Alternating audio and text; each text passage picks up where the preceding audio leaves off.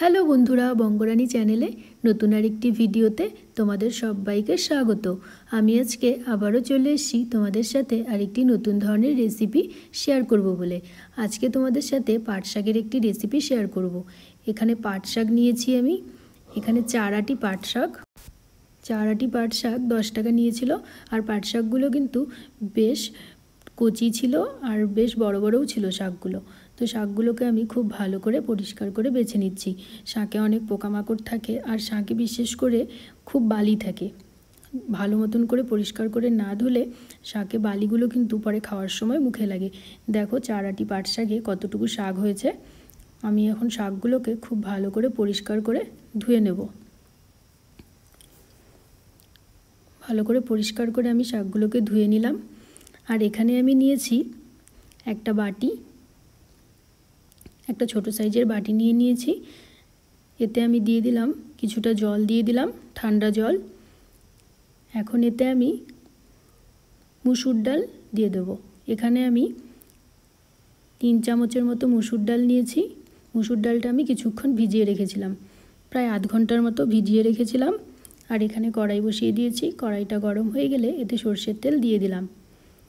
এখন এতে দিয়ে দিলাম থেতো করে রাখা রসুন। রসুন আমি বেশ অনেকটা পরিমাণে নিয়েছি, আর সব শাকেই কিন্তু রসুন দিলে বেশ ভালো লাগে খেতে। এখন রসুনটাকে হালকা একটু ভেজে নিয়ে এর মধ্যে দিয়ে দিলাম কুচনো পেঁয়াজ। এখন পেঁয়াজটাকেও আমি হালকা লালচে করে ভেজে নেব। রসুন আর পেঁয়াজটা আমার ভাজা হয়ে গেছে। আর এখানে এখন শাকগুলোকে আমি এর মধ্যে দিয়ে দেবো।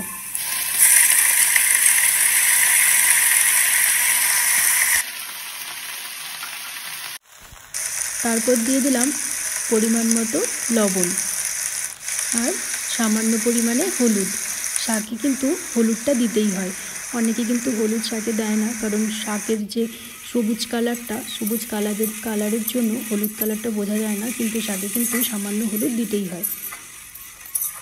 আর তারপর এখানে আমি 4-5টার মতো কাঁচা লঙ্কা নিয়েছি। কাঁচা লঙ্কাগুলো চিড়ে এতে দিয়ে দিলাম। এখন আবারও একটু নাড়িয়ে চাড়িয়ে নেব। আর দেখো শাকটার থেকে কিন্তু বেশ অনেকটা জল বেরিয়ে গেছে। আর এখন কিন্তু ঢাকা দিয়ে দিলাম। 5 মিনিটের জন্য ঢাকা দিয়ে দিয়েছিলাম। 5 মিনিট পর ঢাকাটা তুলে নিলাম। শাকটার থেকে অনেকটাই জল বেরিয়ে গেছে।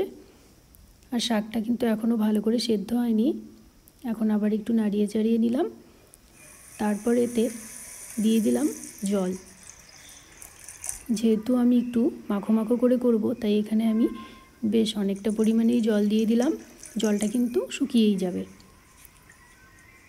এখন আবারও কিছুক্ষণ ভালো করে নাড়িয়ে চাড়িয়ে নিয়ে ভালো করে জলটাকে ফুটিয়ে নেব। তারপর জলটা ফুটে গেলে এর মধ্যে আমি ভিজিয়ে রাখা ডালগুলোকে দিয়ে দিলাম। এটা কিন্তু তোমরা মুগ ডাল দিয়েও করতে পারো, কিন্তু মুসুর ডাল দিয়েই কিন্তু খেতে বেশ ভালো লাগে। কিন্তু যারা মুগ ডাল খেতে পছন্দ করো তারা মুগ ডাল দিয়েও করতে পারো। এখন ডালটা খুব ভালো করে মিশিয়ে নেব। এখন আবারও আমি ঢাকা দিয়ে দিলাম। প্রায় 7-8 মিনিটের জন্য আমি ঢাকা দিয়ে রেখেছিলাম। তারপর 7-8 মিনিট পর ঢাকাটা তুলে নিলাম। দেখো ডালগুলো কিন্তু বেশ সুন্দর সেদ্ধ হয়ে গেছে, আর জলটাও কিন্তু বেশ শুকিয়ে গেছে, বেশ অনেকটা মাখো মাখো হয়ে গেছে। এখন কিন্তু খুন্তিটা দিয়ে আমি বেশ নাড়িয়ে নেব, যাতে ডালটা আর শাকগুলো একসাথে খুব ভালো করে মিশে যায়।